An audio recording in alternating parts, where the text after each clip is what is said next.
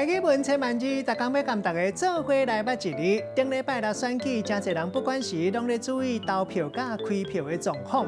今仔日要甲大家小解这一字，就是放，好往放，读第二条。放就是前行的意思，像咱讲前放、纵放、经放。另外路的前行，咱讲是路放；大家前行，咱讲介放。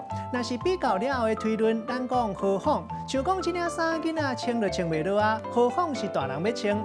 带大家做伙来小解这两个词。头一个是较古早词，读做放减，这个意思就是讲搁较安怎？像讲伊捐钱，都已经钱摕袂出来啊，放减讲要叫伊出钱又搁出力。第二个词读做放请，嘛是放减的意思。